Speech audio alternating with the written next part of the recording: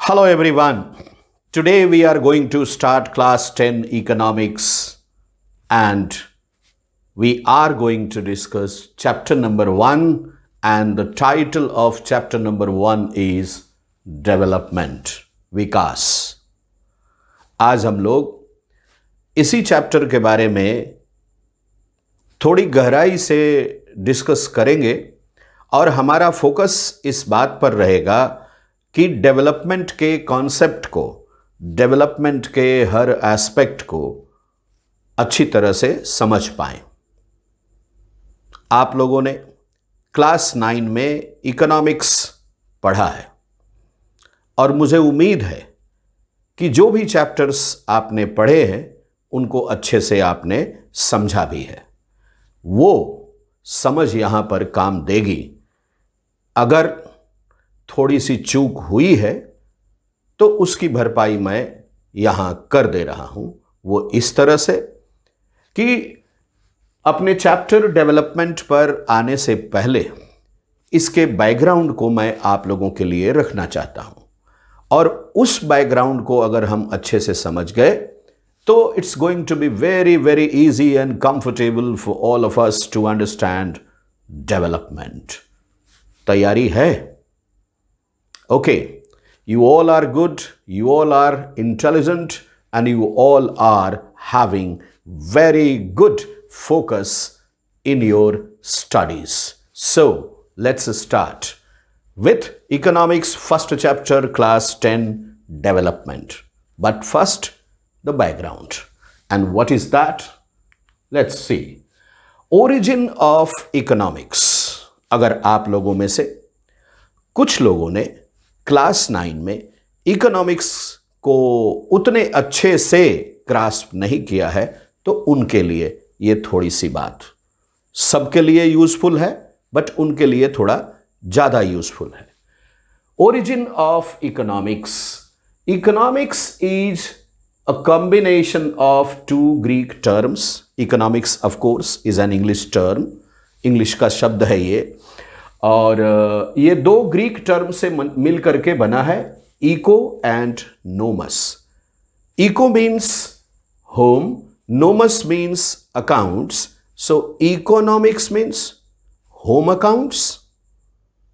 आपके घर का एक अकाउंट होगा, उस अकाउंट में, अकाउंट करने का मतलब पैसे के आने जाने का हिसाब, धन के आने जाने का हिसाब, वेल्थ के आने जाने का हिसाब. वेल्थ कहां से आता है, कहां पे जाता है, कैसे आता है, कैसे जाता है, इसका जो अकाउंट्स रखते हैं वही हो गया होम अकाउंट्स और उसी को इकोनॉमिक्स कहते हैं. एक बात है, आप अगर अपने होम को ही होम मानते हैं तो ये आपके ऊपर है. यहां इकोनॉमिक्स में ब्रॉडर सेंस में काफी विस्तार पूर्वक दृष्टि डालने से यह समझ में आता है कि एक परिवार एक होम है तो उसका अकाउंट्स, एक गांव या शहर एक होम है तो उसका भी अकाउंट्स, एक डिस्ट्रिक्ट का अकाउंट्स, एक स्टेट या प्रोविंस का अकाउंट्स, एक नेशन या कंट्री या देश का अकाउंट. उसी तरह से पूरे वर्ल्ड लेवल पर बहुत सारे ऑर्गेनाइजेशंस काम कर रहे हैं, आप लोग जानते हैं. उनका अकाउंट्स यानी वर्ल्ड अकाउंट्स. सबका अपना अपना अकाउंट्स है, ठीक है. लेकिन इन अकाउंट्स की जब हम लोग देखभाल करते हैं तो एक जरूरी बात आप लोगों ने भी ध्यान दिया होगा. आप लोग काफी अच्छा नॉलेज रखते हैं, मुझे मालूम है. आप लोगों ने यह ध्यान दिया होगा कि हम जैसे जैसे अपनी जरूरतों को पूरा करते हैं, वांट्स को पूरा करते हैं, आवश्यकताओं को पूरा करते हैं, वैसे वैसे नई आवश्यकताएं हमारे सामने लाइन में खड़ी रहती हैं. एक आवश्यकता को पूरा किया तो दूसरी आवश्यकता सामने खड़ी है, भैया हमें भी पूरा करो, फिर तीसरी, फिर चौथी. और हमें बहुत जल्दी ये रियलाइज हो जाता है जैसे हम आवश्यकताओं की लाइन पे, क्यू पे, कतार पे लंबी दूरी तक देखते हैं तो पाते क्या हैं.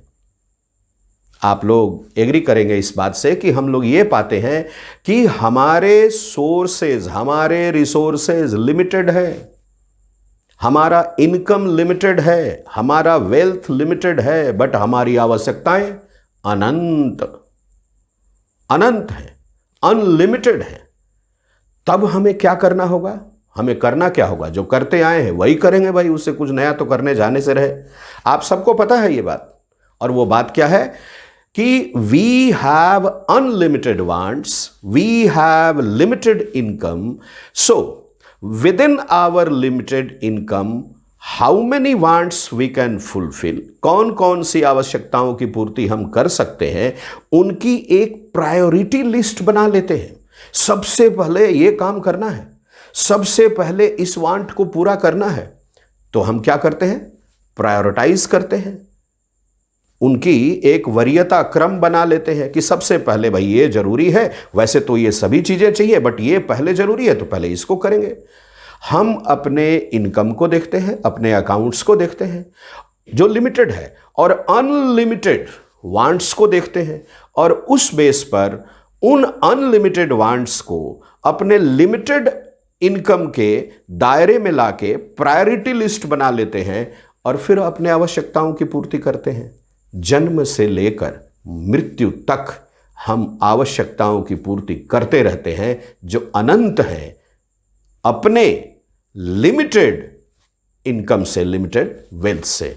ये बात आप लोग समझ गए होंगे। इसीलिए हमने यहां पे चर्चा किया है कि unlimited wants and limited choices, और scarcity and choices. Choices are unlimited and sources are limited. तो इतनी बात तो आप लोग समझ ही गए होंगे। समझना क्या था, ये तो आप पहले से जानते थे, मैं रिमाइंड करा रहा हूं। आप जैसे जैसे आगे बढ़ेंगे इस चैप्टर में, आपको लगेगा कि चीजें आप जानते थे, बस सर तो केवल रिमाइंड करा रहे हैं। तो अच्छी बात है ना, कम से कम याद तो दिला रहे हैं। आप लोग भी तो मुझे याद दिलाते रहते हैं, तो मैं भी आपको याद दिला रहा हूं। यही है शेयर एंड केयर। आप अपनी प्रॉब्लम्स को शेयर कीजिए, मैं आपका केयर करता हूं। बस हमारी गाड़ी चल पड़ी तो चल पड़ी। ओके, आगे बढ़ते हैं। Adam Smith, father of economics, Scottish economist. अब भैया ये स्कॉटिश वर्ड कहां से आ गया? आप सब लोग यूनाइटेड किंगडम तो जानते ही होंगे। यूनाइटेड किंगडम के 4 island, England, Scotland, Ireland, Wales. England के लोग इंग्लिश, स्कॉटलैंड के लोग स्कॉटिश, वेल्स के लोग वेल्स, और आयरलैंड के लोग आयरिश। तो इससे तो साफ जाहिर है कि एडम स्मिथ साहब जो थे वो स्कॉटलैंड के रहने वाले थे, स्कॉटिश हो गए। इकोनॉमिस्ट, क्योंकि इकोनॉमिक्स को स्टडी किया इन्होंने। फादर ऑफ इकोनॉमिक्स क्यों बोलते हैं भाई इनको? आप लोग जानते हैं फादर ऑफ हिस्ट्री कौन है? हेरोडोटस।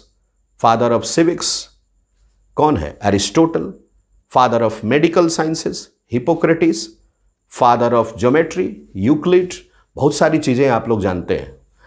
तो इन्होंने एक बुक लिखी, an inquiry into the nature and causes of the wealth of nations, 1776। याद आ रहा है कुछ? ओके, 1776 में नॉर्थ अमेरिका के सदर्न पार्ट के 13 कॉलोनीज ने जॉर्ज वाशिंगटन के लीडरशिप में, कमांडरशिप में, सेनापतित्व में इंडिपेंडेंस पाया था।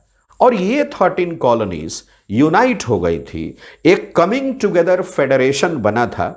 Coming together federation, independent sovereign states 13, they came together and made a federation, that is the USA, the United States of America। 4 जुलाई 1776 को आजाद हुआ था, इंडिपेंडेंट हुआ था। तो उससे हम लोग थोड़ा जोड़ लेंगे तो हमारी याददाश्त को थोड़ा, क्या बोलेंगे उसको, बूस्टअप होने का चांस मिलेगा।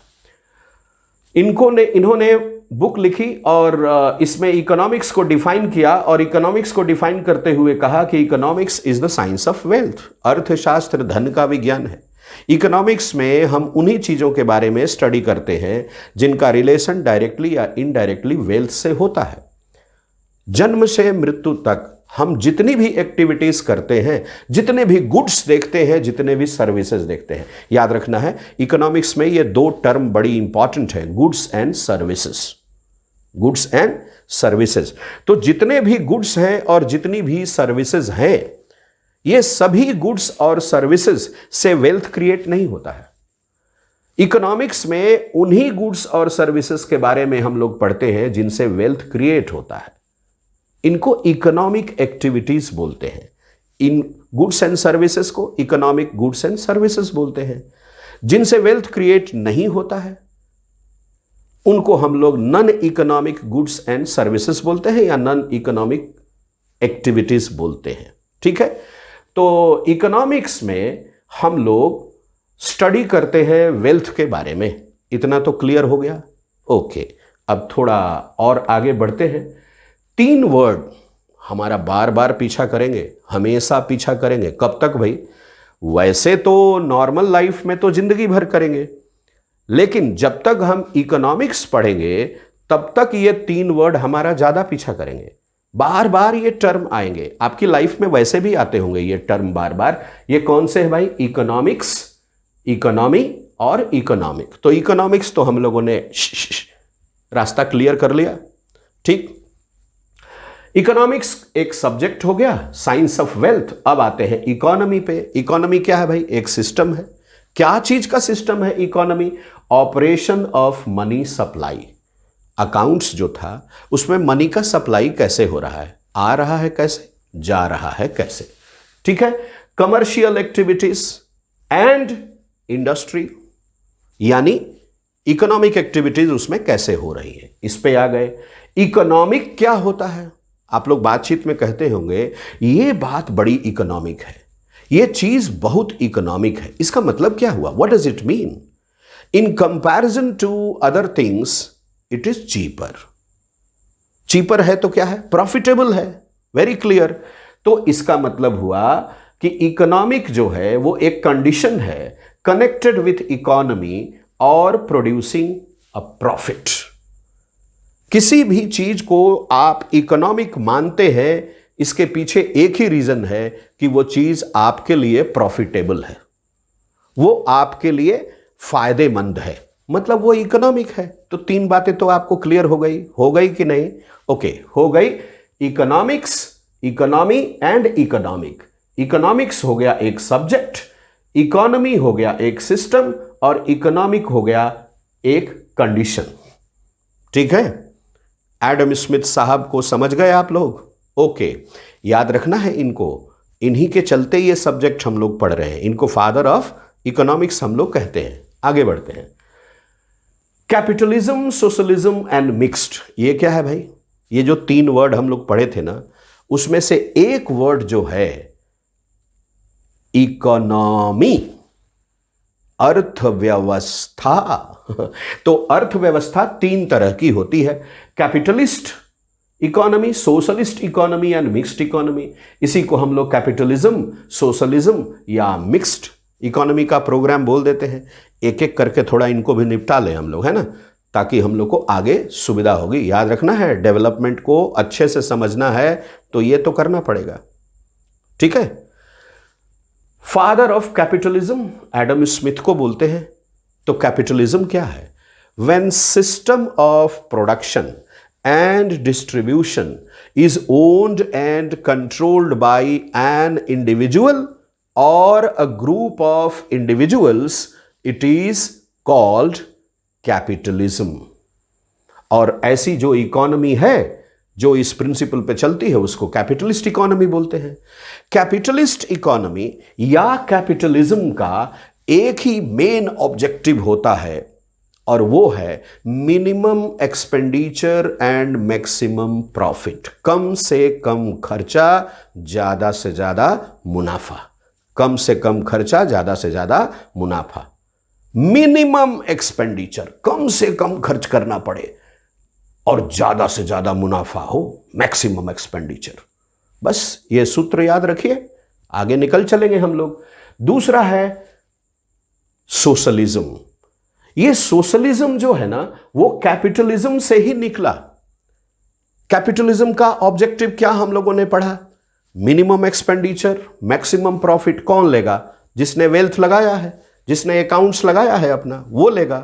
तो जो काम कर रहे हैं उसके लिए, मान लो कोई इंडस्ट्री है, उस इंडस्ट्री का ओनर है, ओनर ने वेल्थ लगाया है, लेबरर्स रखे हैं, मजदूर रखे हैं। मजदूरों को तो वो चाहेगा ना कि ज़्यादा से ज़्यादा काम कराएं इनसे और कम से कम इनको सैलरी और फैसिलिटी दें, तभी तो उसका मैक्सिमम प्रॉफिट होगा। तो इसके अगेंस्ट में मजदूरों ने सोचा, वाह भाई वाह, मान लिया कि आपने वेल्थ लगाया, लेकिन एनर्जी तो हमने लगाई, समय हमने लगाया, स्किल हमने लगाया, टेक्नोलॉजी हमने लगाई, टेक्नोलॉजी का यूज हमने किया, सब तो हम कर रहे हैं। आप तो केवल वेल्थ लगा लिए, निश्चिंत हो गए, और प्रॉफिट वो पूरा का पूरा आप ले गए। प्रॉफिट का हमको कुछ नहीं दिया, हमको जो दिया वो हमारे मजदूरी दिया, वेजेस दिया, प्रॉफिट का तो कोई शेयर नहीं दिया। इस बात का रिएक्शन हुआ। ये रिएक्शन करने के लिए कौन, उकसाना भी पड़ता है, कभी कभी किसी को स्टिमुलेट करना पड़ता है। तो ये स्टिमुलेट करने वाले व्यक्ति थे कार्ल मार्क्स, जर्मनी के रहने वाले थे, लेकिन अपने कंट्री के कंडीशंस को लेकर के, पॉलिटिकल कंडीशंस को लेकर ये भाग करके इंग्लैंड चले गए। इंग्लैंड में जा करके इन्होंने कैपिटलिज्म के अगेंस्ट में वर्कर्स को यूनाइट किया, और उनको यूनाइट करने के बाद उनके अधिकारों के लिए लड़ना सिखाया। तो सोशलिज्म क्या हो गया भाई? इन्होंने कहा कि socialism is a reaction against capitalism. Capitalism के अगेंस्ट में जो रिएक्शन हुआ वही सोशलिज्म है। यानी प्रॉफिट ज्यादा से ज्यादा और खर्चा कम से कम करके जो कैपिटलिस्ट पैसे कमा रहा है, उसके अगेंस्ट में वो लोगों ने रिएक्शन दिया जिनके चलते वो कमा रहा था। तो ये हो गया सोशलिज्म। इन्होंने एक किताब भी लिखी, बहुत अच्छी किताब, कभी समय मिले तो आप लोग उसको पढ़िए। जर्मन भाषा में इसको दास कैपिटल बोलते हैं, इंग्लिश में इसको द कैपिटल बोलते हैं, और हिंदी में पूंजी के नाम से ये पब्लिश होती है। इसमें इन्होंने एक बड़ा जबरदस्त स्लोगन दिया था, ठीक है। यह स्लोगन था कि workers of the world get united, दुनिया के मजदूरों एक हो जाओ, you have nothing to lose but everything to get. तुम्हारे पास खोने के लिए कुछ भी नहीं है, लेकिन पाने के लिए सब कुछ है। खोने के लिए था क्या मजदूरों के पास? तन लगा दिया फैक्ट्री में, मन लगा दिया फैक्ट्री में, धन कुछ था ही नहीं, क्योंकि धन पूरा प्रॉफिट कौन ले जा रहा था? कैपिटलिस्ट। ऐसी बात थी, धन तो पूरा कैपिटलिस्ट ले जा रहा था ना, ऐसी बात थी। अब एक बात पे आते हैं, सोशलिज्म का तो मामला क्लियर हो गया। अब आते हैं मिक्स्ड इकोनॉमी पे। Father of mixed economy Adam Smith को भी बोलते हैं और जेएम केन्स को भी बोलते हैं। अलग अलग विचारधारा हो सकती है, किसी चीज को आप मानेंगे, किसी को आप नहीं मानेंगे, तो वो आपकी मर्जी और ये हमारी मर्जी है ना। तो मिक्स्ड इकोनॉमी में क्या हुआ? मिक्स्ड इकोनॉमी मतलब झगड़े को शांत कराना है अगर, तो ठीक है भैया, ये बात तुम्हारी सही है, ये बात तुम्हारी सही है, थोड़ा आपका भी सही है, थोड़ा आपका भी सही है, थोड़ा आपका भी गलत है, थोड़ा आपका भी गलत है, चलो बीच के रास्ते चलते हैं। तो कैपिटलिस्ट इकोनॉमी के जो अच्छी बातें थी वो, और सोशलिस्ट इकोनॉमी की जो अच्छी बातें थी वो, उनको मिला दिया तो बन गया मिक्स्ड इकोनॉमी। कैपिटलिस्ट इकोनॉमी का एग्जाम्पल मानते हैं हम लोग यूनाइटेड स्टेट्स ऑफ अमेरिका के इकोनॉमी को, और सोशलिस्ट इकोनॉमी, वर्ल्ड की पहली सोशलिस्ट इकोनॉमी मानते हैं रशिया को, जिसको बाद में लेनिन ने द यूएसएसआर बना दिया बोल्शेविक रिवॉल्यूशन के बाद, 1917 के बाद, ठीक है। तो ये वर्ल्ड की पहली सोशलिस्ट इकोनॉमी, इसको Marxist economy, Leninist economy, socialist economy, red economy भी बोलते हैं, कई नाम दे दिए गए इसको, है ना। तो मिक्स्ड इकोनॉमी में दोनों के फीचर मिलाए गए। ये कहाँ पे है भाई? हमारी कंट्री में है, इंडिया में। हम लोग तो दो चीज़ों को मिला के तीसरी चीज़ बनाने में बहुत आगे हैं, है ना। हम लोग चीज़ों को कंपोजिट करने में, कंपाइल करने में बहुत आगे हैं। थोड़ा इनसे लिया, थोड़ा उनसे लिया, थोड़ा उनसे लिया, मिला के एक नई चीज़ बना दी, ठीक है। तो ये मिक्स्ड इकोनॉमी का कॉन्सेप्ट हमारे देश में है। हमारे कंट्री में आप देखेंगे कि बहुत सी इंडस्ट्रीज जो हैं वो गवर्नमेंट ने ओन की है, और बहुत से इंडस्ट्रीज जो हैं उनको प्राइवेट कंपनीज के रूप में है, इंडिविजुअल या ग्रुप ऑफ इंडिविजुअल्स। ये हम लोग कैपिटलिज्म में पढ़े थे। सोशलिज्म में क्या है कि when means of production and distribution is owned and controlled by the society, not by individual, not by group of individuals, then it is socialist economy. Russia में तो इंडिविजुअल कुछ था ही नहीं, सब तो सरकार का हो गया था, है ना? आप लोग बोल्शेविक रिवॉल्यूशन में पढ़े होंगे। अब मिक्स्ड इकोनॉमी में क्या हुआ? अभी हम लोगों ने देखा कि मिक्स्ड इकोनॉमी में इंडिविजुअल, ग्रुप ऑफ इंडिविजुअल्स भी सिस्टम ऑफ प्रोडक्शन और डिस्ट्रीब्यूशन को ओन कर सकते हैं और उनका ऑब्जेक्टिव होगा of course minimum expenditure maximum profit. लेकिन कुछ प्रोडक्शन यूनिट्स जो हैं वो गवर्नमेंट ओन करती है, जिनका ऑब्जेक्टिव होता है पब्लिक वेलफेयर या वेलफेयर ऑफ सोसाइटी। तो ये मिक्स्ड इकोनॉमी हो गया। मेरे ख्याल से ये capitalism, socialism and mixed economy की बात को क्या करें, क्लियर माने? ओके, आगे बढ़ते हैं। Introduction to development. डेवलपमेंट क्या है? एक छोटी सी बात आपको बताना चाहता हूं, आप लोग ध्यान दीजिएगा। मान लिया आप मार्केट गए और एक नर्सरी वाला वहां मार्केट में आता है, उससे आपने गुआवा प्लांट्स 2 खरीदे, अमरूद के 2 पेड़ आपने खरीदे, पौधे आ करके आपने अपने गार्डन में लगा दिया।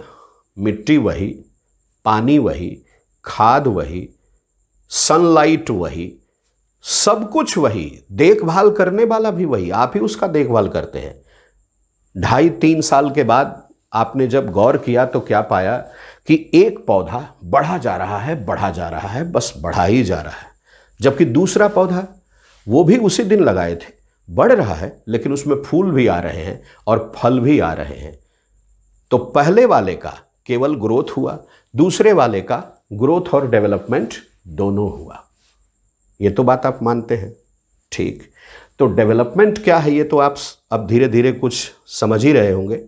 ओके, थोड़ा सा आगे इस पे चलते हैं। A process that creates progress. Development एक प्रोसेस है। कैसा प्रोसेस है भाई? ऐसा प्रोसेस है जिसमें प्रोग्रेस क्रिएट होता है। आप जब लाए थे पौधा तब क्या था? पौधे में जड़ थी, रूट्स थे, स्टेम्स थे, लीव्स थे, ठीक? और एक का केवल ग्रोथ होता गया, बस वही चीजें सेम रही, 3 साल बाद भी वही चीजें दिख रही हैं।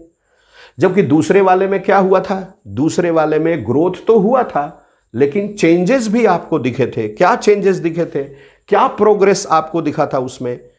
उसमें फ्लावर्स आए, उसमें फ्रूट्स आए, मतलब ये डेवलपमेंट हुआ। तो डेवलपमेंट का मीनिंग आप लोग समझ गए? Okay, a process that creates progress, growth, changes.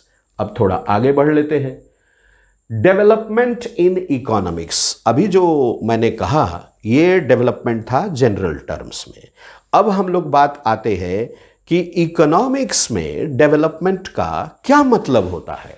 ध्यान रखिएगा, an economic concept that has positive connotations, it involves the application of certain economic and technical measures to utilize available resources to instigate economic growth and improve people's quality of life.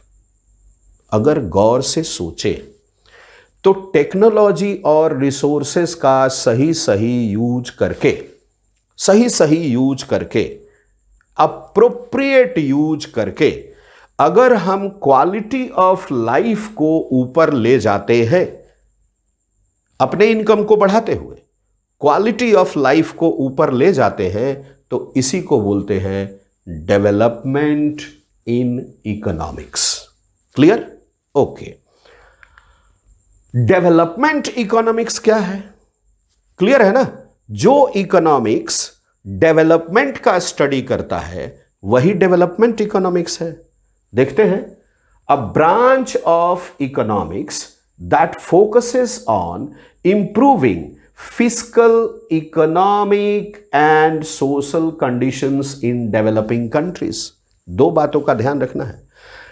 Development economics का relation number 1 development से है और दूसरा यानी quality of life से है, उसको improve करने से, और दूसरा क्वालिटी ऑफ लाइफ कहां पर? डेवलपिंग कंट्रीज में, डेवलप्ड कंट्रीज में नहीं, डेवलपिंग कंट्रीज में। आगे बढ़ते हैं। What development promises.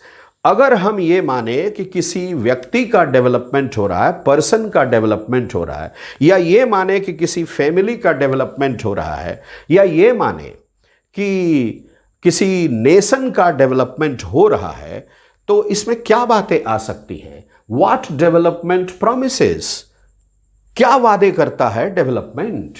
Different people different goals. मेरा गोल कुछ और है, आपका गोल कुछ और है, आपके भाई का गोल कुछ और है, आपकी बहन का गोल कुछ और है, आपके पेरेंट्स में से भी दोनों के गोल अलग अलग हो सकते हैं। हर इंडिविजुअल का गोल बिल्कुल अलग अलग होता है। बिल्कुल सेम होते हुए भी कोई ना कोई उसमें डिफरेंस आता है। तो इसीलिए हम लोग कहते हैं कि डिफरेंट पीपल डिफरेंट गोल्स। ठीक है, क्यों भाई? Because different people have different aspirations. हर किसी की ख्वाहिशें अलग होती हैं, हर किसी की उम्मीद अलग होती है, हर किसी का लाइफ का एम अलग होता है, ऑब्जेक्टिव अलग होता है। तो जब सब अलग होता है तो गोल्स तो अलग हो ही गए, ऑटोमेटिक हो गए। फिर तो इसका मतलब हम एक एग्जाम्पल ले लेते हैं और तब इसको समझते हैं।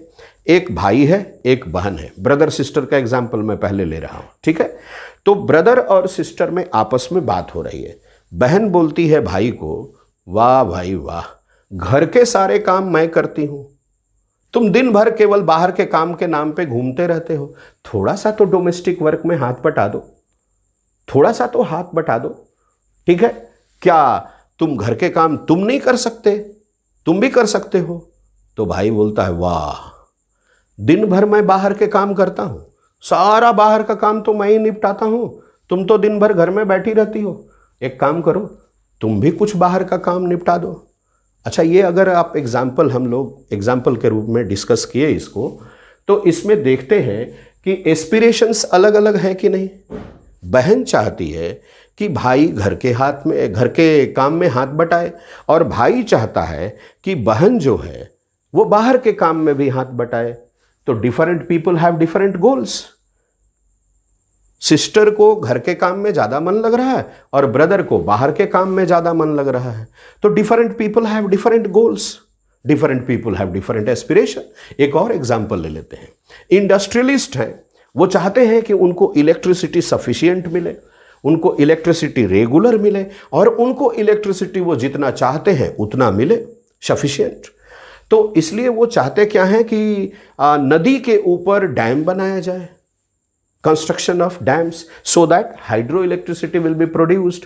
लेकिन जब डैम बनेगा रिवर के ऊपर, तो डैम बनने से जिस जगह पे डैम बनेगा वहां के लोग तो डिस्प्लेस्ड होंगे ना, उन लोगों को हटाया जाएगा। तो उनका एस्पिरेशन क्या है, उनका गोल क्या है? भाई, आप हमको हटा रहे हो, हमारी जगह पे आप डैम बना रहे हो, आपको बिजली मिलेगी, आपका इंडस्ट्री चलेगा, आपको मुनाफा होगा, हमें क्या मिला? हम तो डिस्प्लेस्ड हो गए इस जगह से। तो वो चाहेंगे कि डैम ना बने और इंडस्ट्रियलिस्ट चाहेंगे कि डैम बने। तो हुआ कि नहीं?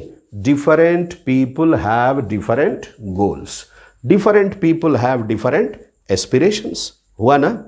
ओके, अब इस एग्जाम्पल को आप लोग अच्छे से समझ गए होंगे, इसका मतलब भी समझ गए होंगे।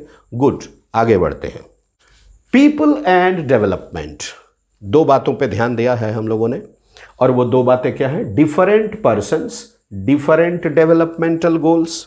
भाई के गोल अलग, बहन के गोल अलग, अभी हम लोगों ने देखा। उसी तरह से ये भी हम लोगों ने देखा कि इंडस्ट्रियलिस्ट लोग हैं, उनका गोल अलग, और जो जहां पे डैम बन रहा है, फार्मर्स जो हैं वहां के लोग, पीजेंट्स, उनके गोल अलग हैं। देखा हम लोगों ने। Development for one, destruction for other, ये कहां देखा? ये भी देखा। वेरी गुड, ये कहां पे देखा? जब डैम बन रहा था उस एग्जाम्पल में देखा। क्या देखा भाई? ये देखा कि डैम बनने से क्रिएशन हो रहा है, किसके लिए? इंडस्ट्रियलिस्ट के लिए। लेकिन डिस्ट्रक्शन हो रहा है किसके लिए? फार्मर्स के लिए।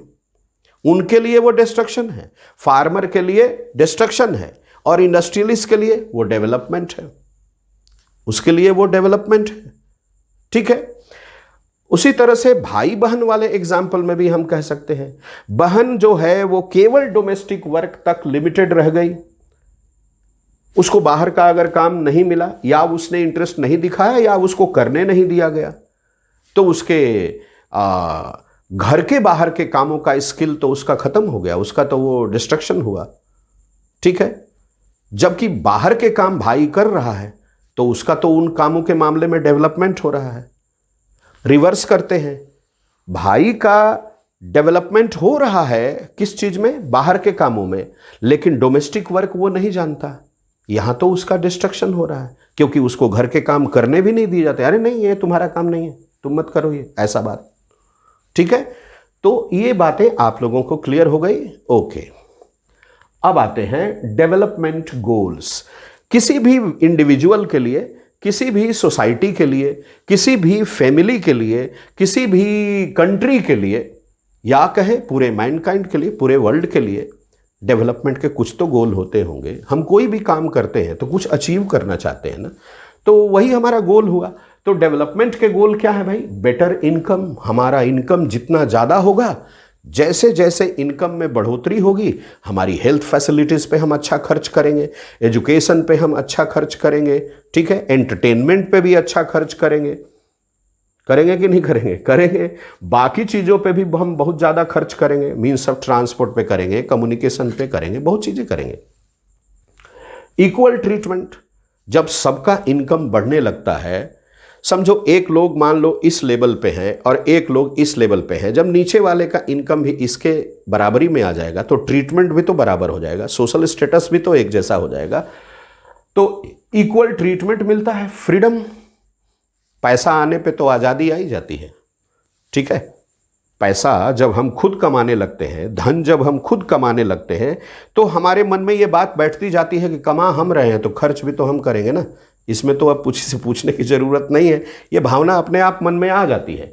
ठीक है, फिर हम अपनी प्रायोरिटीज़ को डिसाइड करके लिमिटेड इनकम में अनलिमिटेड वांट्स की प्रायोरिटी बना के हम भी एकदम धड़ल्ले से निकल पड़ते हैं। फ्रीडम, सिक्योरिटी, जैसे जैसे आपका इनकम बढ़ता है वैसे वैसे आपकी फैसिलिटीज़ बढ़ती है, आपका नॉलेज बढ़ता है, आपका स्किल बढ़ता है, आपकी बाकी चीज़ों में इंप्रूवमेंट आता है, स्टेटस बढ़ता है, फ्रीडम बढ़ता है, आपके अंदर सिक्योरिटी की भावना आती है, आप अपने आप को सेफ मानते हैं, चलो पैसे हैं, कोई चिंता नहीं है, हम कर लेंगे, कोई प्रॉब्लम आएगा हम निपट लेंगे। रेस्पेक्ट, और ये सब चीज़ें जब आ जाती है तो रेस्पेक्ट तो आएगा। आपके पास एजुकेशन है, हेल्थ है, फैसिलिटीज़ हैं, फ्रीडम है, सिक्योरिटी है, तो आपका रेस्पेक्ट तो सभी बोलेंगे, नमस्ते।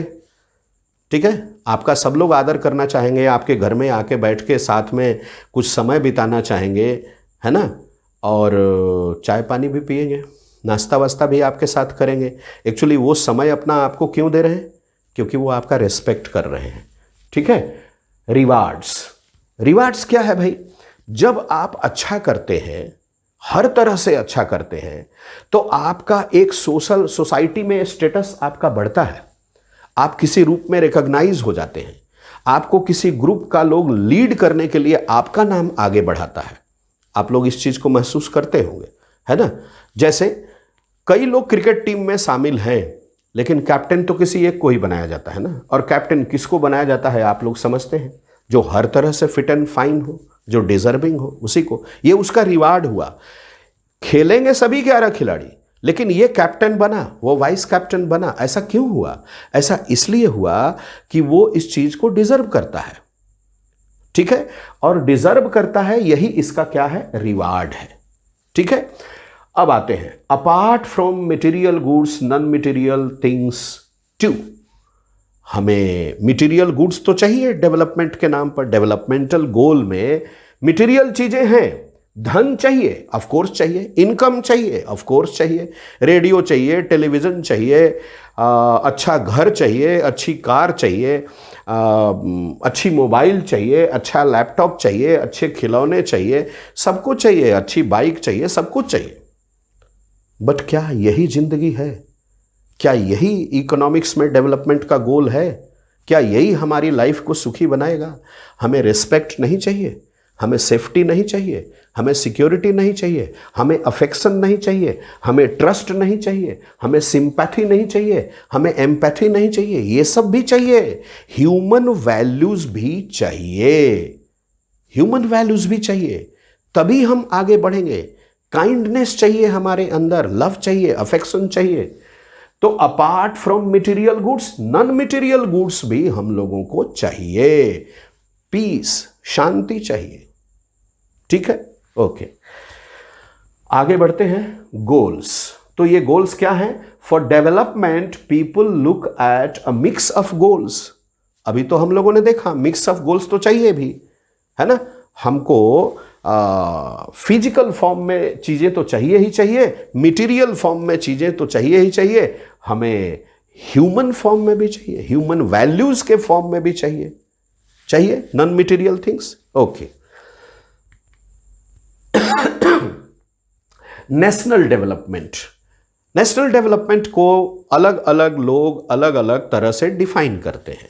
हमारे देश में ही देख लीजिए, जितनी पॉलिटिकल पार्टीज हैं, और शायद हर पॉलिटिकल पार्टी के हर लीडर का अपना एक अलग ही डेफिनेशन है डेवलपमेंट का। उसी तरह से सोसाइटी में, उसी तरह से हर फैमिली में अलग अलग इंडिविजुअल के लिए डेवलपमेंट का अलग अलग मीनिंग है, अलग अलग मीनिंग है। इसीलिए कहा जाता है कि different people, different and conflicting notions. आप जिस चीज को डेवलपमेंट समझते हैं, हो सकता है मेरे मन में वो उसका डेवलपमेंट, उसका मीनिंग नहीं है। आपके लिए डेवलपमेंट है कि आप एक अच्छा क्रिकेटर बन जाए, किसी और के लिए है कि वो अच्छा फुटबॉलर बन जाए, उसके लिए वो डेवलपमेंट है। दो लोग क्रिकेट खेल रहे हैं, एक चाहता है कि मैं क्रिकेट को अपना करियर बना करके और खूब पैसे कमाऊं, दूसरा चाहता है कि बहुत पैसा है यार अपने पास, पैसे की जरूरत नहीं है, अपने को एंटरटेनमेंट के लिए क्रिकेट खेलना है, तो उसका डेवलपमेंट का गोल तो अलग हो गया ना। तो डेवलपमेंट के गोल अलग अलग लोगों के अलग अलग होंगे, डिफरेंट भी होंगे और कॉन्फ्लिक्टिंग भी होंगे। भाई बहन वाला एग्जाम्पल याद कीजिए, इंडस्ट्रियलिस्ट और फार्मर्स वाला एग्जाम्पल याद कर लीजिए। गोल डिफरेंट है और कॉन्फ्लिक्टिंग भी है, जो उसके लिए अच्छा है वो इसके लिए खराब है, ऐसा है। No fair and lovely path of national development. किसी एक बात को यूनिवर्सली हम नहीं मान सकते कि यही डेवलपमेंट है और बाकी सब नहीं है, अलग अलग लोगों के लिए अलग अलग है। National development and increase in economic welfare, ये कोलिन क्लार्क नाम के एक इकोनॉमिस्ट हुए, इन्होंने कोशिश किया कि सब लोगों को संतुष्ट करने वाली, to satisfy everyone, one definition should be derived for development, and he defined development, national development rather, as an increase in economic welfare. Now, to increase economic welfare, it is required to increase income, per capita income, per individual income. If income of an individual increases, naturally welfare is there, कल्याण तो होगा, और वो तभी होगा जब आना होगा wealth का। आगे बढ़ते हैं। How to compare different countries और स्टेट, यहां मतलब याद रखना है, डेवलपमेंट का कंपेयर करना है हम लोगों को, बाकी चीजों से लेना देना अभी नहीं है। हम जब कंट्रीज को कंपेयर करते हैं, कंट्रीज का मतलब ही स्टेट्स है, आप पॉलिटिकल साइंस में पढ़े हैं। India is a state and Chhattisgarh is a province. ठीक है, स्टेट होने के लिए 4 एलिमेंट चाहिए, area, population, government, sovereignty. India के पास ये चारों हैं, छत्तीसगढ़ के पास सोवरेनिटी नहीं है, ये सोवरिन नहीं है। सोवरिन मतलब externally uncontrolled by any institution और एनी बॉडी। ठीक है, तो इसीलिए इंडिया इज अ स्टेट। हम इस तरह से आपको इसको समझा देना चाह रहे थे। तो डिफरेंट कंट्रीज और स्टेट्स, हाउ टू कंपेयर, कैसे कंपेयर करेंगे? कोई सोचेगा, जैसे आपकी क्लास में ही कई तरह के स्टूडेंट्स होंगे, है ना, उनको अलग अलग ग्राउंड पे आप कंपेयर कर सकते हैं। मैं बताना नहीं चाहता, आप खुद ही सोच के देखिएगा, अकेले में बैठ के सोचिए कि कितने तरीके से आप उनका क्लासिफिकेशन कर सकते हैं। ठीक है, कौन कौन से एरिया से आता है उससे भी कर सकते हैं, कौन कौन सी भाषा बोलता है उसके आधार पर भी कर सकते हैं, है ना, और भी कई तरीके से कर सकते हैं, वो आप सोचिएगा। ठीक है, आगे बढ़ते हैं हम लोग। How to compare different countries और स्टेट, है ना। To compare we consider two things, दो चीजों को हम लोगों को हमेशा अपने दिमाग में रखना होगा। कंट्रीज को कंपेयर करने के लिए, स्टेट्स को कंपेयर करने के लिए, है ना, दो इंडिविजुअल को कंपेयर करना हो तब भी, और दो सोसाइटी को कंपेयर करना हो तब भी, दो कंट्री को कंपेयर करना हो तब भी। Whenever we want to compare two individuals, two societies, two states, two nations, we need to know two things. What? Differences and similarities. A और बी के बीच में अगर हमें कंपेयर करना है तो दोनों का सिमिलैरिटी भी पता होना चाहिए और दोनों के डिफरेंसेस भी पता होना चाहिए। हमारा काम आसान हो जाता है इससे। वन और मोर कैरेक्टरिस्टिक्स ऑफ अ पर्सन और थिंग रिक्वायर्ड, एक से ज्यादा सिमिलैरिटी पता रहे, एक से ज्यादा अगर हमें डिफरेंसेस पता रहे तो कंपेयर करने का काम हमारा आसान हो जाएगा। ठीक है, आप लोग एक टॉपिक पढ़ेंगे सिविक्स में आगे चल के क्लास 10 में, उसमें आएगा कि overlapping differences and cross cutting differences. मैं उसमें नहीं जाना चाहता क्योंकि हम लोग इकोनॉमिक्स में हैं। ठीक है, यूनाइटेड स्टेट्स ऑफ अमेरिका का वहां एग्जाम्पल दिया गया है और यह कहा गया है कि वहां दो तरह के लोग हैं, ब्लैक्स एंड वाइट्स। ठीक है, और ब्लैक्स और व्हाइट्स के बारे में बहुत सारी डिफरेंसेस बता दी गई, लेकिन उनके अंदर सिमिलैरिटी भी तो है। They all are citizen of the USA, they all are under the same law, they all are under the same government, they all are under the same boundary. ये सब सिमिलैरिटीज भी है, बहुत सारे डिफरेंसेस भी है। ठीक है, तो वहां पे कंपेयर करना आसान हो जाता है। इसलिए आगे हम लोग यहां बढ़ते हैं, इस बात को आप लोग दिमाग में रखिएगा। Comparison between two countries, why not total income? अच्छा, जब हम कंपेयर करेंगे दो कंट्रीज को, मान लिया एक कंट्री है ए और दूसरा कंट्री है बी, दोनों को कंपेयर करते हैं। ए का इनकम इतना है, बी का इनकम इतना। अच्छा, कंट्री का इनकम आपको पता है ना, उस कंट्री में पर इंडिविजुअल क्या इनकम है ये तो पता नहीं है, तो कैसे कंपेयर करेंगे? मुश्किल हो जाएगा। इसलिए मुश्किल हो जाएगा कि इंडिविजुअल, हो सकता है कि कुछ ही लोगों का वहां इनकम होता हो, बाकी लोगों का कुछ इनकम ही नहीं हो, या हो सकता है कि सभी लोगों का इनकम हो लेकिन बहुत थोड़ा थोड़ा हो। तो इसको तो समझना होगा, जिसके पास इनकम ज्यादा होगा उसका वेलफेयर भी तो ज्यादा होगा, और जिसका कम होगा उसका कम होगा, जिसका नहीं होगा उसका नहीं हो पाएगा। तो इसलिए हम लोग टोटल इनकम पर ध्यान नहीं दे सकते, ये गलत हो जाएगा। डिफरेंट कंट्रीज क्यों नहीं ध्यान देंगे? इसका एक और कारण यहां बताया जा रहा है कि different countries have different areas. Her country का एरिया अलग है, क्षेत्रफल अलग है। ठीक है, इंडिया और पाकिस्तान, अगर ये दो का एग्जाम्पल लें, और बांग्लादेश भी ले लेते हैं क्योंकि वो भी तो हमारा ही पार्ट था।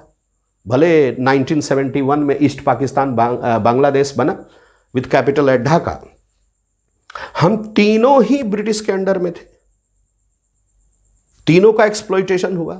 तीनों कंट्रीज देखिए कहां पे हैं, और तीनों को कंपेयर करेंगे तो किसी का नेशनल इनकम कुछ और है, किसी का कुछ और है, किसी का कुछ और है। ठीक है, पर कैपिटा इनकम भी तीनों कंट्री का अलग अलग है। ऐसा तो डिफरेंट कंट्रीज, इनका एरिया अलग अलग है एंड उनका पॉपुलेशन भी अलग अलग है। तो कैसे हम नेशनल इनकम के बेस पर कर देंगे? वो गलत हो जाएगा, है ना। इस बात को ध्यान देना है। जैसे 5 सब्जेक्ट हैं अगर क्लास 10 में, और पांचों सब्जेक्ट मिला करके 5 बच्चों का एग्जाम्पल लेते हैं, पांचों बच्चे अगर 90% से ऊपर लाए हैं तो कोई जरूरी नहीं है कि सबका मैथ्स और साइंस में अच्छा आया होगा। हो सकता है मैथ साइंस में खराब आया हो कुछ का, और बाकी सब्जेक्ट में बहुत अच्छा आया हो तो उधर रिकवर कर गए। ऐसा हो सकता है ना। तो इसलिए टोटल पे नहीं जाएंगे, हम इंडिविजुअल पे जाएंगे। तो आगे बढ़ते हैं। Comparison between two countries, why average income और पर कैपिटा इनकम। मैंने आपको कहा कि एवरेज इनकम को ही पर कैपिटा इनकम बोलते हैं, लेकिन तब इसी को क्यों ले? क्योंकि people in one country are better off than others in different country. एक कंट्री के लोग दूसरे कंट्री के लोगों से, है ना, इनकम में अलग अलग हो सकते हैं, लिविंग स्टैंडर्ड में भी अलग अलग हो सकते हैं। एक और बात यहां पर हम लोगों को देखने को मिलेगी, और वो चीज क्या है भाई? वो है कि एवरेज या पर कैपिटा इनकम जो होगा, that is total income of a country divided by its population. I repeat, total income of a country is divided by its population and that is per capita income या per individual income इसको हम लोग कहेंगे, या average income भी इसको हम लोग कहेंगे। आगे बढ़ते हैं। कंपैरिजन बिटवीन टू कंट्रीज, तो क्या क्या पॉइंट, एवरेज इनकम ले लिया, बट क्या क्या पॉइंट पे हम लोग कंपेयर कर सकते हैं? We can compare on the basis of 6 points we have given here. Number 1 is per capita income. Two countries A and B we are comparing. A का इतना है per capita income, B का इतना है, तो कंपेयर तो कर सकते हैं ना, सिमिलर चीजों को ले रहे हैं हम लोग, ठीक है।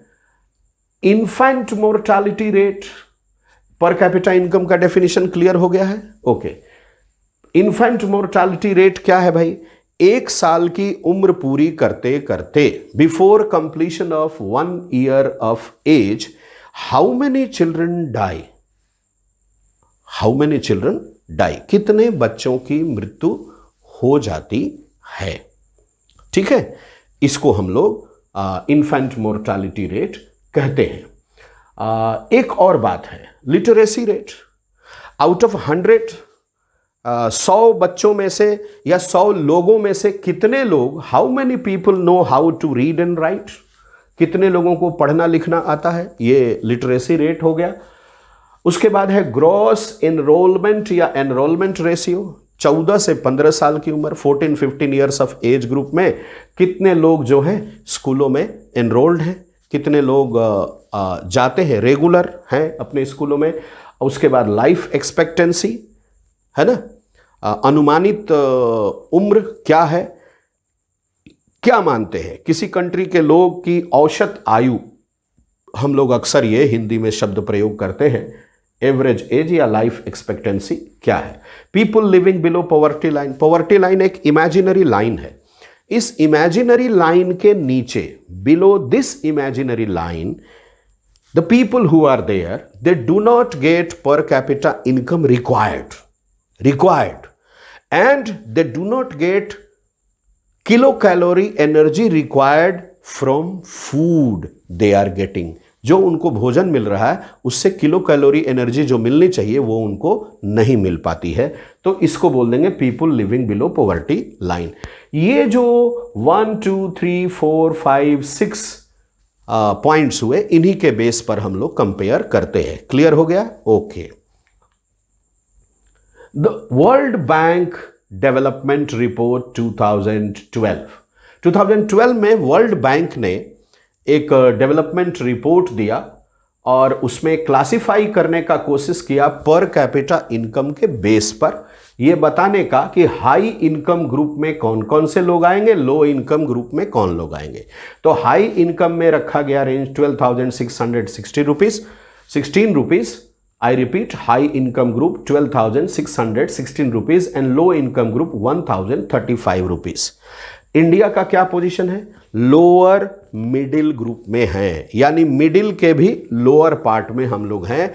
हमारे कंट्री में एवरेज इनकम पर capita income world bank development report के अनुसार 2012 के अनुसार 1,530 रुपए पर कैपिटा इनकम, 1,530 रुपीज है। तो आगे बढ़ते हैं। Economic development modern approach. आज के समय में इकोनॉमिक डेवलपमेंट किसको जनरली कॉमनली लोग मानते हैं? इकोनॉमिक्स में पर कैपिटा इनकम और एवरेज इनकम को बेस मानते हैं कि जिसका पर कैपिटा इनकम जिस कंट्री में जैसे जैसे ऊपर जाएगा इकोनॉमिक वेलफेयर होगा। बात भी सही है, तो उसका डेवलपमेंट भी होगा, क्योंकि पर कैपिटा इनकम को ही हम लोग कलेक्ट करके बाद में क्या बनाते हैं? नेशनल इनकम, या नेशनल इनकम को भी हम लोग डिवाइड करके क्या बनाते हैं? पर कैपिटा इनकम। तो इधर से बोलो या उधर से बोलो, है ना, एक ही बात है। तो अगर पर कैपिटा इनकम या एवरेज इनकम में राइज होता है तो इसका रिजल्ट क्या आता है? इकोनॉमिक वेलफेयर होता है, हेल्थ फैसिलिटीज बढ़ती हैं, अच्छे से अच्छा इलाज करा पाते हैं लोग, और उसके बाद एजुकेशनल फैसिलिटीज बढ़ती हैं, अच्छे एजुकेशनल इंस्टीट्यूशंस में जा पाते हैं बच्चे और अच्छा से अच्छा एजुकेशन ले पाते हैं, फिर अच्छा वो रिसोर्स बनते हैं, ह्यूमन रिसोर्स में कन्वर्ट होते हैं, फिर उनका वैल्यू होता है, यानी वही उनका इनकम है।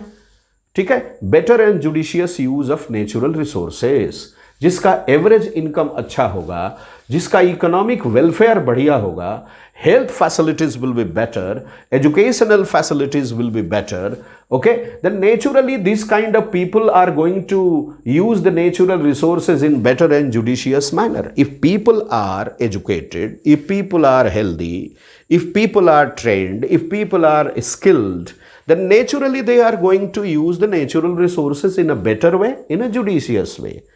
वो जितना ज़्यादा पढ़े लिखे और स्वस्थ लोग होंगे उतने ही अच्छे से वो नेचुरल रिसोर्सेस का यूज कर पाएंगे। ये तो कोई भी कह सकता है ऐसे, है ना? ठीक है, पब्लिक फैसिलिटीज क्या क्या है भाई? पब्लिक फैसिलिटीज में हेल्थ फैसिलिटी आता है, ठीक है, ड्रिंकिंग वाटर फैसिलिटी आता है, एजुकेशनल फैसिलिटीज आती हैं, ट्रांसपोर्ट एंड कम्युनिकेशन की फैसिलिटीज आती हैं, और भी बहुत सारी फैसिलिटीज आती हैं। पब्लिक फैसिलिटी क्लास 8 में आप लोग सिविक्स में पढ़ चुके हैं। ठीक है, मनी इन पॉकेट, कई लोगों में एक बड़ा गलतफहमी है। वो गलतफहमी क्या है? वो गलतफहमी ये है कि धन से वो सब कुछ पा सकते हैं। अभी अभी तो हम लोगों ने देखा ना कि धन से हम मटेरियल गुड्स पा सकते हैं। We can get material goods out of our income. हमारे इनकम, हमारे जेब में जितना भी भरा हो माल, उससे हम मटेरियल गुड्स खरीद सकते हैं। अच्छी मोबाइल खरीद सकते हैं, अच्छा टेलीविज़न खरीद सकते हैं, अच्छा लैपटॉप खरीद सकते हैं, अच्छी गाड़ी खरीद सकते हैं, अच्छा बंगला खरीद सकते हैं, सब खरीद सकते हैं, लेकिन अच्छा स्वभाव नहीं खरीद सकते, अच्छा नेचर नहीं खरीद सकते, रेस्पेक्ट नहीं खरीद सकते, है ना, काइंडनेस नहीं खरीद सकते, है ना, ये सब ह्यूमन वैल्यू। सेफ्टी नहीं खरीद सकते, सिक्योरिटी नहीं खरीद सकते, है ना। कई लोग सोचते हैं कि सेफ्टी सिक्योरिटी तो हम पैसे से खरीद सकते हैं। भाई, जिसको आपने सेफ्टी सिक्योरिटी के लिए रखा है वही आपको मार के चला जाएगा, तो काहे का सेफ्टी एंड सिक्योरिटी? इसके बहुत सारे एग्जाम्पल्स भरे पड़े हैं, है ना, इस बात के। तो इन बातों को हम लोग को ध्यान में रखना है कि money in pocket cannot buy all the goods and services. Examples, हम अच्छा पॉल्यूशन फ्री एयर खरीद सकते हैं क्या? नहीं खरीद सकते, नहीं खरीद सकते। Safety and security from contaminated diseases, ठीक है, फ्रॉम इन्फेक्शस डिजीजेस लाइक कोविड-19 खरीद सकते हैं क्या? सेफ्टी सिक्योरिटी नहीं खरीद सकते। तो ये सब चीजें हम लोग नहीं खरीद सकते पैसे से। So money cannot buy all the things. धन से हम सब खरीद सकते हैं, लेकिन सब कुछ हम नहीं खरीद सकते। वैल्यूज हम नहीं खरीद सकते, इस बात का ध्यान रखना है। और वो भी डेवलपमेंट का पार्ट है, ठीक है ना। तो इनकम को भी हम लोग कंप्लीट इंडिकेटर नहीं मान सकते। जब धन से यानी इनकम से यानी मनी इन पॉकेट से हम केवल मटेरियल गुड्स खरीद सकते हैं, we can purchase only material goods, we cannot purchase human values, and human values are also part of development along with material goods, तब तो इनकम को भी हम लोग इनकम्प्लीट ही क्राइटेरिया मानेंगे। आगे देखते हैं क्या है। केरला का एक एग्जाम्पल लिया गया है, यहां पे लो इन्फेंट मोर्टालिटी रेट है वहां पर। क्यों लो इन्फेंट मोर्टालिटी रेट है भाई? 1 साल की कम उम्र में बच्चे वहां क्यों कम मरते हैं? क्योंकि वहां के लोग पढ़े लिखे हैं, एजुकेशनल फैसिलिटीज अच्छी है, वो जानते हैं कि कैसे जीवन जीना है, कैसे बच्चों की नरिशिंग होनी चाहिए, बेटर जानते हैं। जानते सभी हैं, वो थोड़ा बेटर जानते हैं। बेसिक हेल्थ फैसिलिटीज अच्छी है, न्यूट्रिशन फैसिलिटीज अच्छी है, पीडीएस पब्लिक डिस्ट्रीब्यूशन सिस्टम, वहां गरीबों के लिए सरकार की तरफ से सस्ती चीजों की दुकानें हैं जो जीवन जीने के लिए जरूरी है। पीडीएस, पब्लिक डिस्ट्रीब्यूशन सिस्टम, सार्वजनिक वितरण प्रणाली, राशन जिसको आप लोग बोलते हैं ना, राशन कार्ड से मिलता है वो। आगे पब्लिक फैसिलिटीज में 5 बातों पर हम लोगों को ज्यादा ध्यान देना होता है। 5 बातों पर ज्यादा, देना तो कई बातों पे है लेकिन 5 पे हम लोग को ज्यादा ध्यान देना होता है। कौन कौन सा? Health, education, public distribution system, transport and communication, safe water. Water borne diseases बहुत सारी हैं, ठीक है। आप लोग देखिएगा, वैसे भी बरसात के समय में बच्चे बहुत बीमार होते हैं, है ना, खास करके वाटर बोर्न डिजीजेस उनको ज्यादा पकड़ती हैं, ठीक है। तो ये इन बातों पर हम लोगों को ध्यान देना है। इंडिकेटर्स ऑफ डेवलपमेंट, डेवलपमेंट को हो रहा है या डेवलपमेंट नहीं हो रहा है, इस बात को इंडिकेट करने के लिए 2 चीजें हैं। और वो 2 चीजें कौन कौन सी हैं भाई?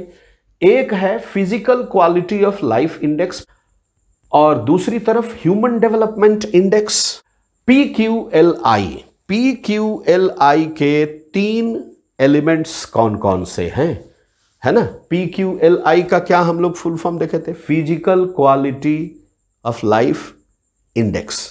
ओके, लाइफ एक्सपेक्टेंसी, कितने समय तक आप जीवित रह सकते हैं, एवरेज एज क्या है, इन्फेंट मोर्टालिटी रेट ये भी देख चुके हैं, लिटरेसी रेट ये भी देख चुके हैं। ये आ गया PQLI का पार्ट। अब आते हैं HDI में। HDI यानी ह्यूमन डेवलपमेंट इंडेक्स में क्या क्या बातें आती हैं? तो उसमें आते हैं, इसको रिलीज करता है UNDP, United Nations Development Programme. First report इसका 1990 में पब्लिश हुआ और इसके 3 इंडिकेटर हैं। लॉन्गिविटी यानी आप कितने दूरी तक जी सकते हैं, कितनी दिनों तक, कितने वर्षों तक जी सकते हैं। हेल्दी लाइफ, है ना। नॉलेज, आपका ज्ञान कैसा है। नॉलेज में कई बातें हैं, है ना। नॉलेज में आपको, आपके अंदर सिंपैथी है कि नहीं, आप पढ़े लिखे हैं तो दया भी करेंगे, रेस्पेक्ट को भी वैल्यू देंगे, ह्यूमन वैल्यूज को भी आप बढ़ावा देंगे, ठीक है। और उसके बाद डिसेंट स्टैंडर्ड ऑफ लिविंग, आप जो भी कमाएंगे उसको अच्छे से अच्छे तरीके से जीवन जीने पर खर्च करेंगे, ये बातें। तो ये 3 क्लियर हो गई। अब आते हैं ह्यूमन डेवलपमेंट।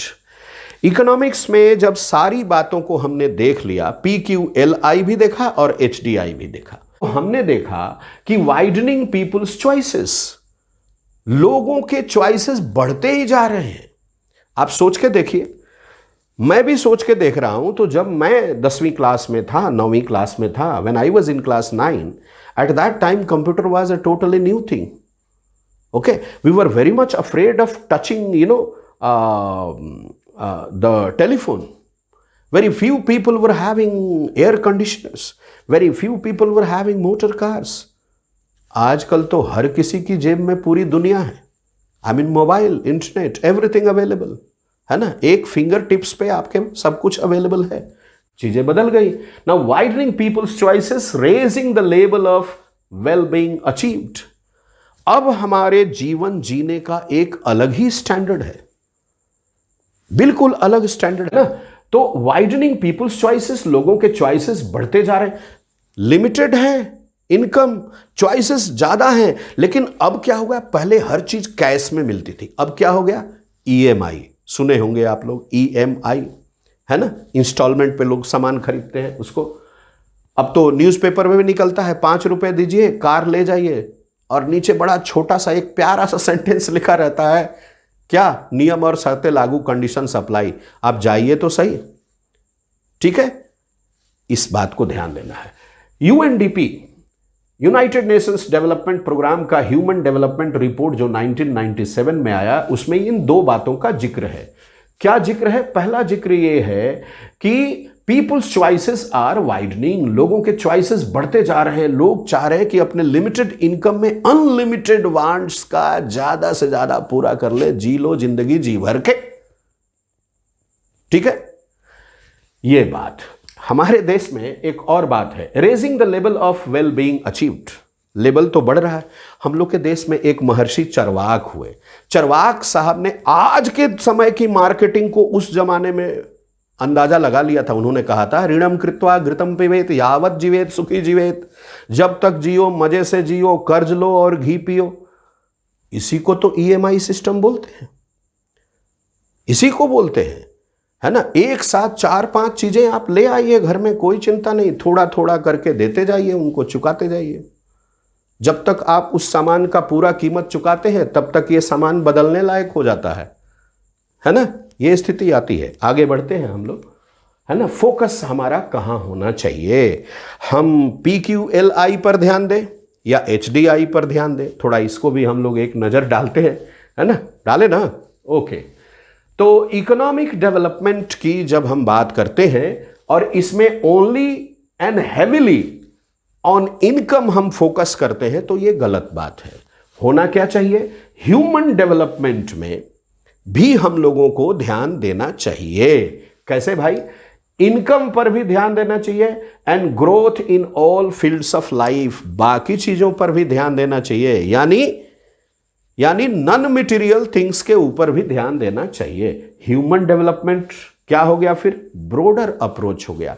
इकोनॉमिक डेवलपमेंट थोड़ा लिमिटेड अप्रोच है, बट ह्यूमन डेवलपमेंट में इकोनॉमिक डेवलपमेंट शामिल है, क्योंकि इकोनॉमिक डेवलपमेंट में इनकम है और ह्यूमन डेवलपमेंट में इनकम के साथ साथ बाकी फील्ड में भी डेवलपमेंट शामिल है। तो ये एक बात हुई। अब आते हैं best measure of economic development. सबसे अच्छा तरीका क्या है इकोनॉमिक डेवलपमेंट को नापने का? तो इकोनॉमिक डेवलपमेंट को मेजर करने का, इंडिकेट करने का, प्रमोट करने का, एनकरेज करने का तरीका है, कोई यूनिफॉर्म तरीका नहीं है। इस क्वेश्चन का आंसर, बेस्ट आंसर क्या है भाई? तो इसका बेस्ट आंसर यह है कि यह क्वेश्चन ही गलत है। सिविक्स में एक टॉपिक आएगा ऐसा कि how many political parties should we have, है ना। तो no country can decide suddenly these many political party we should have. The number of party system, party system, how many parties should we have? This nature develops with history. ये समय के साथ अपने आप develop होते जाता है ना। इसको कोई सडनली डिसाइड नहीं कर सकता। उसी तरह से हम लोग डेवलपमेंट को, इकोनॉमिक डेवलपमेंट को मेजर करने का सही तरीका कुछ भी नहीं कह सकते, है ना। कोई तरीका 100% एक्सेप्टेबल नहीं है। हाँ, जितने तरीके हैं उनमें बेस्ट कौन है ये जरूर हम लोग कह सकते हैं, ठीक है। और वो क्या है भाई? PQLI plus HDI, physical quality of living index में HDI, ह्यूमन डेवलपमेंट इंडेक्स को मिला दो, ठीक है। ये more satisfactory than all other methods, बाकियों से ज्यादा सेटिस्फैक्टरी है। इसमें इनकम भी है, PQLI आ गया तो इनकम हो गया, HDI आ गया तो स्टैंडर्ड ऑफ लिविंग हो गया, यानी बोथ रिक्वायर्ड। PQLI भी चाहिए हम लोगों को और HDI भी चाहिए। तो यहां तक बच्चे लोग क्लियर हो गया आपको? थोड़ा गाड़ी और आगे ले चलते हैं। ओके, सस्टेनेबल डेवलपमेंट क्या है? 8th क्लास में आप लोग पढ़ चुके हैं कि सस्टेनेबल डेवलपमेंट क्या है। फिर भी आप लोगों के इंफॉर्मेशन के लिए बस मैंने इसको यहां पे रखा है कि balancing the need to use resources and also conserve them for the future is called sustainable development, या carefully using resources so that besides meeting the requirements of the present also takes care of future generations, that is sustainable development. अपने present में हम अपने natural resources का इतना judicious, cautious और sufficient use करें कि हमारी आने वाली जनरेशन्स के लिए भी वो रिसोर्सेज सफिशिएंट अमाउंट में बची रहे। इसी को हम लोग सस्टेनेबल डेवलपमेंट कहते हैं। जियो और जीने दो, यही है सस्टेनेबल डेवलपमेंट। जियो और जीने दो, इसी को सस्टेनेबल डेवलपमेंट बोलेंगे। इसको देखिए, एनवायरमेंट पे भी ध्यान देना है, सोसाइटी पे भी ध्यान देना है, इकोनॉमी पे भी ध्यान देना है, यानी बेयरेबल होना चाहिए, इक्विटेबल होना चाहिए, सस्टेनेबल होना चाहिए, वायेबल होना चाहिए। उल्टा बोलते हैं एक बार, एनवायरमेंट, इकोनॉमी और सोसाइटी, जब तीनों चीज पे हम फोकस करेंगे तो डेवलपमेंट जो होगा वो बेयरेबल भी होगा, वायेबल भी होगा, इक्विटेबल भी होगा, और अगर ये तीनों होगा तो इसका मतलब वो सस्टेनेबल भी है। तो sustainable development clear? Okay. Sustainable development some principles याद आ रहा है? क्लास 8 में हम लोगों ने we have studied 6 principles of sustainable development. Okay, I'm not going to discuss this in detail. I'm just going to mention these 6 principles. Number 1, respect and care for all forms of life. And number 2, improve the quality of human life. Number 3, conserve the earth's vitality and diversity. Number 4, minimize the depletion of natural resources. Number 5, change personal attitude and practices towards the environment. Number 6, enable communities to care for their own environment. मेरा मानना है कि sustainable development में जो सबसे बड़ी बात है वो है नंबर 1, नेचुरल रिसोर्सेज हैं और हम लोग हैं। हमें नेचुरल रिसोर्सेज का यूज करना है तो उसका जुडिशियस यूज करना है। जुडिशियस यूज किसको बोलेंगे? हम भी यूज कर ले, हमारी जरूरतें भी पूरी हो जाएं, our needs are fulfilled, plus the resources are kept safe in reserve for future generations to use in future for their needs. That is sustainable development. हम ऐसा करने का हर तरीका अपनाएं, यही है सस्टेनेबल डेवलपमेंट। आगे बढ़ते हैं।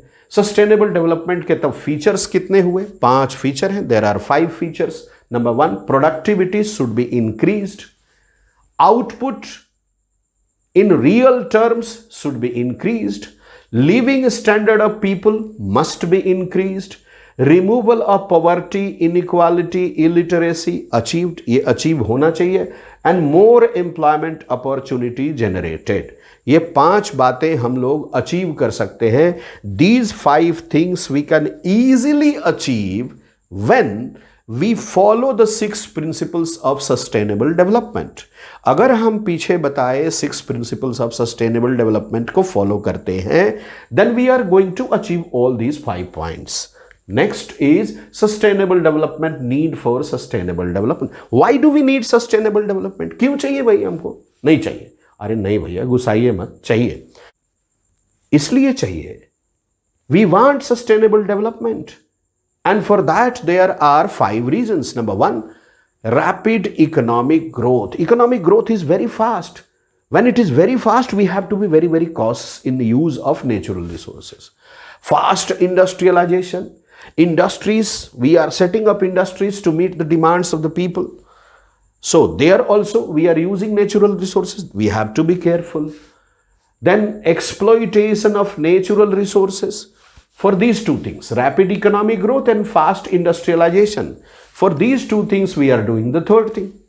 Okay, so that exploitation has to be checked. Now, future growth endangered. If we don't do this, our growth in future is going to be in problem. हम बहुत बड़ी प्रॉब्लम में पड़ने वाले हैं अगर हम ऐसा नहीं करते हैं तो, इसलिए हमको करना पड़ेगा। इकोलॉजी एंड एनवायरमेंट पॉल्यूटेड, अगर हम सस्टेनेबल डेवलपमेंट पे ध्यान नहीं देते हैं, if we are not focusing on and practising sustainable development, then we are going to pollute ecology and environment both. Remember, ecology and environment both are important for us and for future generation also. दोनों के लिए जरूरी है। आज का generation safe नहीं होगा तो पीछे का जनरेशन उसके लिए जिम्मेदार है, और आने वाला जनरेशन भी हमें क्रिटिसाइज करेगा कि हमने उसके लिए कुछ भी नहीं किया। तो इस पर भी ध्यान देना होगा। सस्टेनेबल डेवलपमेंट के लिए 3 बातें, 3 कदम उठाए गए हैं। क्या क्या? What are the 3 steps taken for sustainable development? Number 1, use of renewable sources of energy to be increased. ज्यादा से ज्यादा रिन्यूएबल सोर्सेज ऑफ एनर्जी का हमें यूज करना है ताकि बाकी सोर्सेज ऑफ एनर्जी सेफ रहे। किसके लिए? फ्यूचर जनरेशन के लिए। Now, less use of fertilisers and chemicals, तो यूज किसका करें? मैन्यूअर्स का, है ना, ऑर्गेनिक फार्मिंग करें। तो ये 3 अगर काम हम करते हैं तो सस्टेनेबल डेवलपमेंट हमारा एकदम बैलेंस होगा, परफेक्ट होगा। ना आज के जनरेशन को प्रॉब्लम होगा, ना आने वाली जनरेशन को। Today's generation will be safe and generation which is going to come, that also is going to be very, very safe. So my dear students, I hope all of you have understood the first chapter, development. One thing is very important. We are not supposed to mug up the things. We are supposed to understand the things. If we understand the things, then only will be able to answer the questions. हम प्रश्नों के सही जवाब तभी लिख पाएंगे जब हम सही कॉन्सेप्ट पर फोकस करें, रटने पर ध्यान न दें। मेरा आप लोगों से ये निवेदन है, ये रिक्वेस्ट है, ये सजेशन है, ये एडवाइस है, ठीक है। नॉलेज का कोई कंपैरिजन नहीं है, कोई कंपैरिजन नहीं है। आपका नॉलेज आपसे कोई चुरा नहीं सकता। यही एक ऐसी चीज है, जितना आप बांटोगे उतना अच्छा है। इसमें सस्टेनेबल डेवलपमेंट ऑटोमेटिकली है। आप यूज करो और दूसरों को भी आप बांटो, जितना ज्यादा सिखा सको सिखाओ, क्योंकि हर बार जब आप दूसरों को सिखाओगे तो वो आपके लिए रिवीजन होगा, भले उसके लिए वो सीखना हो, तो आपके लिए तो ज्यादा एडवांटेजेस हो गया ना, ठीक है। So I suggest all of you to please focus here. You are precious, wear mask. आप सभी अपने आप के लिए कीमती हैं। Please do take care of your health and studies.